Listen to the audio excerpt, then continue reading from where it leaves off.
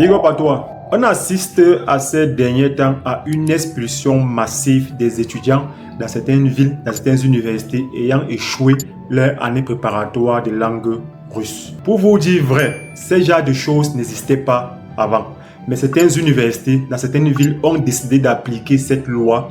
Tous ceux qui vont échouer leur année préparatoire de langue russe seront renvoyés dans leur pays. Ce n'est pas toutes les universités qui appliquent cela, mais certaines universités ont décidé de l'appliquer à partir de cette année. Alors, je ne viens pas dans cette vidéo pour être le moralisateur, le conseiller, le donneur de leçons ou le modèle à suivre. Loin de là, m'éloigner cette idée-là dans cette vidéo. Mais le but principal de ma vidéo est de tirer une sonnette d'alarme à tous ceux qui sont sur le territoire russe ou à tous ceux qui sont en train d'arriver.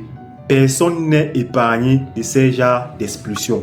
Que tu sois en année de langue, que tu sois déjà en année universitaire, tu peux être expulsé à tout moment. Je diviserai cette vidéo en 4 parties. La première partie, je parlerai des responsables de ce qui vous arrive. En deuxième position, je vais parler pourquoi vous avez été expulsé de ces universités ou pourquoi cette université vous a expulsé. En troisième position, je vais vous parler des solutions. Ce que vous pouvez faire pour ne pas amplifier votre situation ou ce que vous devez faire pour ne pas aggraver votre situation. Et en dernière position, je vais vous parler pourquoi les universités insistent que vous parlez la langue russe ou bien pourquoi parler la langue russe est un avantage considérable pour votre vie, pour votre situation en Russie. Alors si toutes ces thématiques t'intéressent, n'oublie pas de t'abonner, de liker. On se prend tout de suite après ça. Big up.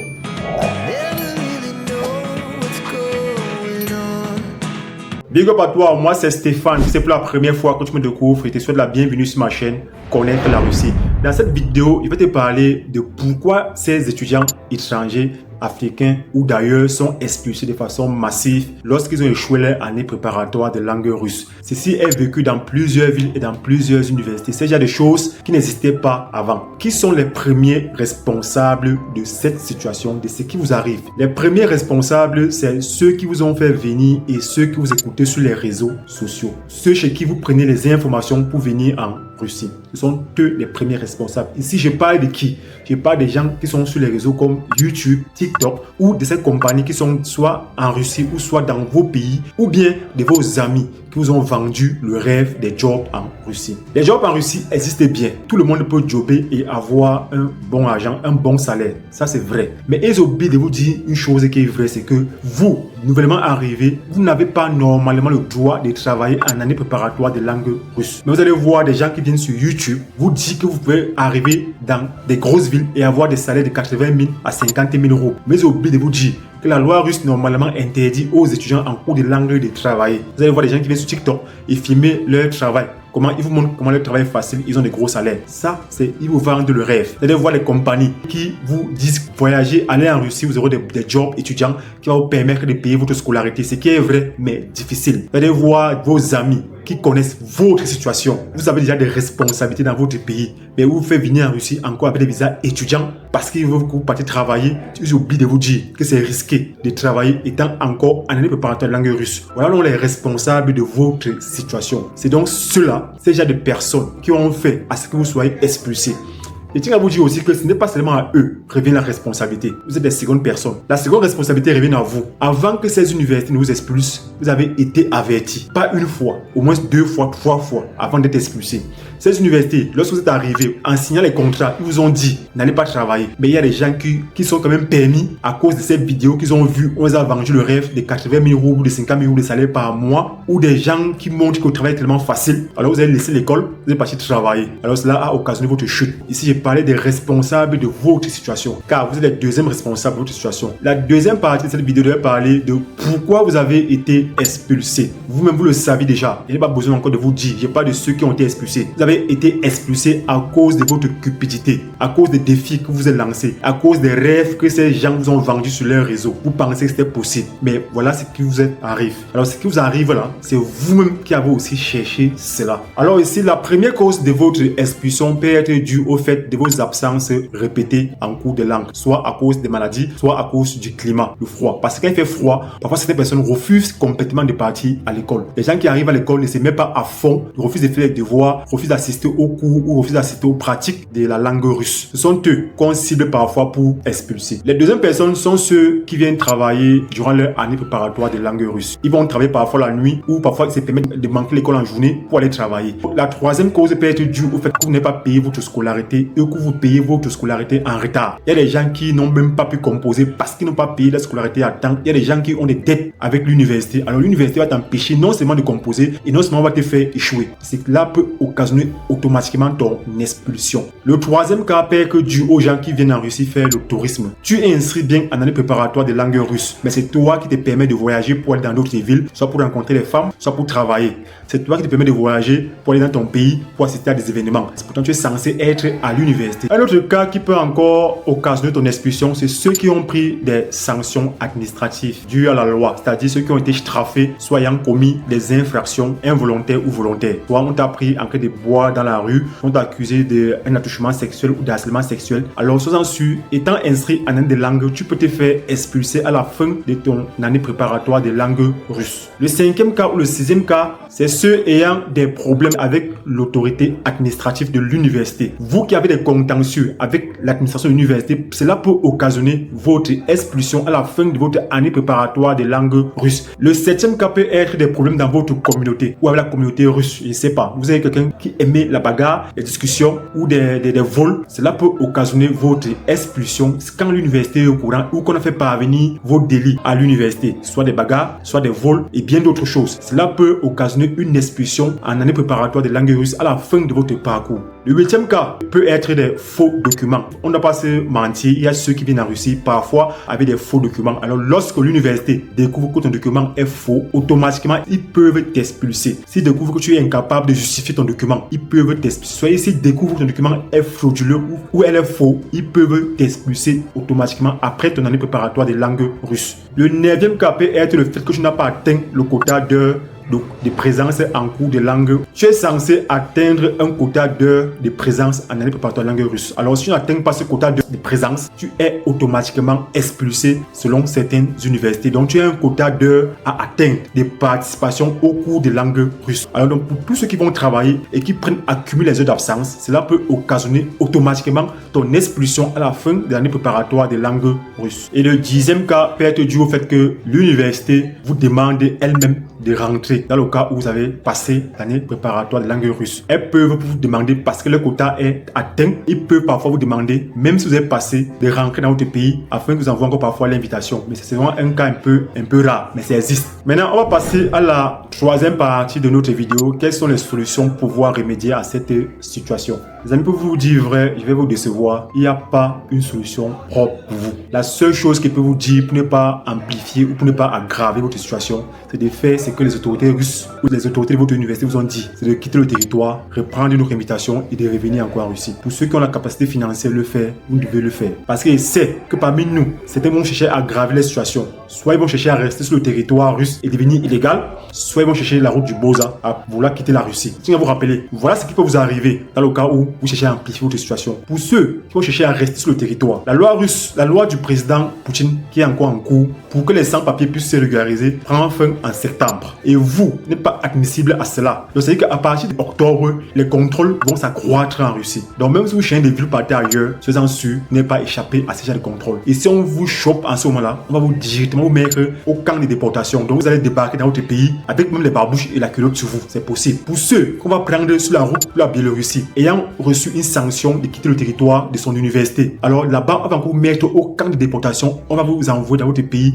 La façon dont vous êtes habillé, c'est très mauvais. Donc, mieux vaut quitter la Russie en ce moment-là de façon propre et correcte, afin de revenir de façon normale. Mais toi, qui seras déporté, tu vas automatiquement prendre 5 ans sans plus pouvoir revenir sur le territoire russe. Donc, pour ceux qui vont rester travailler ou pour ceux qui vont chercher à traverser, si vous faites choper, c'est 5 ans sans plus venir en Russie. Mais pour ceux qui vont quitter de façon légale sur le territoire, avant de revenir, vous êtes épargné pour encore revenir sans sans problème et demandez encore l'invitation de votre université ou d'une autre université afin de revenir encore faire l'année préparatoire des langues russes. Alors voilà les seules solutions dont je peux vous proposer en ce moment-là pour ceux qui ont échoué leur année préparatoire des langues russes. Ne cherchez pas à aggraver votre situation. Rentrez posément. Vous allez me dire qu'il n'y a pas l'argent pour rentrer. Les amis, soit vous restez, vous aggravez votre situation, vous empirez votre situation, soit vous rentrez dans votre pays, reprendre la procédure à zéro et de revenir encore normalement. Je tiens à vous rappeler, pour beaucoup qui ont plus de 30 ans, ce serait très compliqué et très difficile pour vous de revenir. Mais pour tous ceux qui ont moins de 30 ans, il est encore possible pour vous de revenir si vous avez les moyens financiers pour pouvoir refaire votre procédure et de revenir reprendre l'année préparatoire de langue russe à zéro. Donc voilà donc les seules solutions dont je peux vous dire ou je peux vous apporter dans cette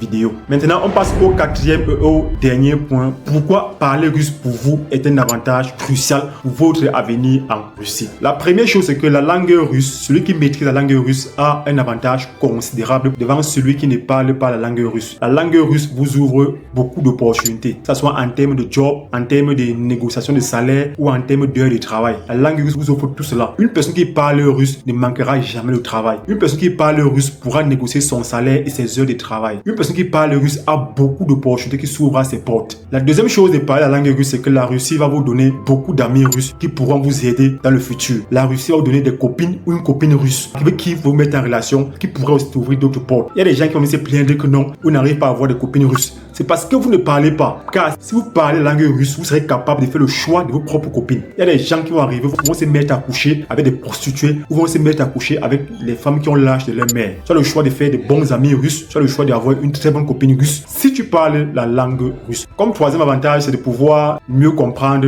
ou mieux assimiler ses cours à l'université. Car si les universités insistent que vous parlez la langue russe, c'est pour pouvoir ne pas être perdu ou confus lorsque vous allez commencer votre année universitaire. Car c'est de leur responsabilité de pouvoir vous entraîner, vous amener à parler la langue russe afin qu'à l'université, vous ne soyez pas perdu. Car beaucoup vont arriver ici, vont se mettre à crier que l'école est dure ou ne s'en sortent pas. C'est parce qu'à la base, la langue russe n'a pas été bien faite. Ils ont passé le temps à travailler, à négliger la langue russe, mais là voilà maintenant à l'université, ils ne s'en sortent pas parce que le niveau de langue russe est très faible. Alors ils vont se plaindre. Alors l'université, ne voulant plus que vous vous plaigniez, ils insistent que vous venez à l'école, vous venez apprendre la langue russe afin qu'à l'université, vous ne soyez pas dépassé. Comme quatrième avantage pour celui qui parle la langue russe, de pouvoir se défendre devant soit les autorités administratives, soit devant vos amis ou devant une communauté russe. Alors pour une personne qui parle bien la langue russe, peut bien discuter avec un russe, échanger, et le russe peut apprendre à te connaître mieux. Quand tu parles la langue russe, il peut apprendre à te connaître qui tu es ou ce que tu veux quand tu parles la langue russe. Alors, apprendre le russe est un avantage considérable dans la vie sociétale russe. Non seulement ça te permet de maîtriser la culture, ça te permet de comprendre les lois, ça te permet de comprendre le système russe. Alors, pour une personne qui ne parle pas, comment est-ce qu'il va comprendre s'il y a des choses? Quand il a refusé d'apprendre la langue russe, pour lui, il va tu voir ça comme un obstacle, comme une difficulté. Pourtant, juste parce qu'il a négligé la langue russe, alors pour lui, comprendre les lois, la culture, les traditions, pour lui, il s'en fiche éperdument. Pourquoi? Parce qu'il ne comprend pas la langue russe. Alors, l'avantage d'apprendre la langue russe est vraiment important. C'est pourquoi les universités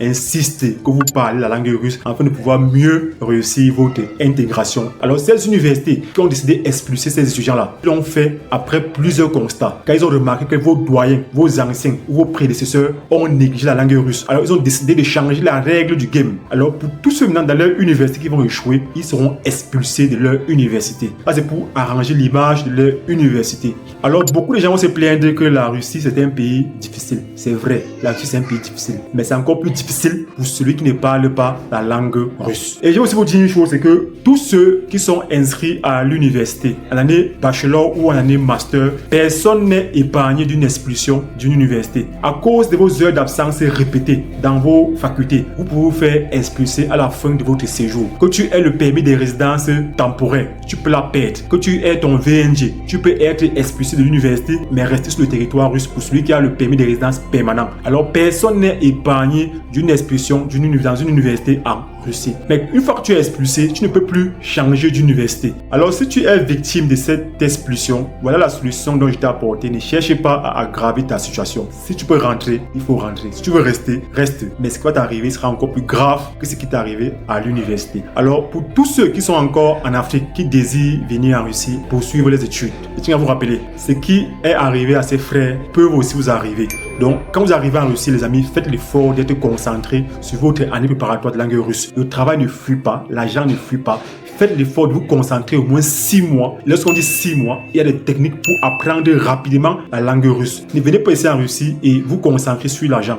Mais je tiens à vous rappeler que lorsqu'on finit son parcours complet de langue russe dans une université, on a à peine le niveau A2. Et c'est à ce niveau A2 que tu vas aller compétir à l'université avec des natifs. Il y a des gens qui finissent leur niveau, leur année de préparatoire de langue russe, non même pas le A1. Ça devient très frustrant, non seulement pour l'université et pour toi aussi. Alors, tous ceux qui vont venir en Russie, apprêtez-vous vraiment à travailler. Mettez-vous au travail. Ne vous limitez pas seulement à ce que vous allez faire à l'école. Allez chercher les tutos sur YouTube, allez télécharger les livres sur les sites, apprenez à fond. Mettez-vous pour défi 6 mois pour comprendre et parler la langue russe. Avec ces 6 mois-là, mettez-vous à fond, vous ne serez pas déçus. Seul le travail paye. Si ma vidéo t'a intéressé, n'oublie pas de t'abonner, de liker et de partager. Et rendez-vous à la prochaine vidéo. Big up.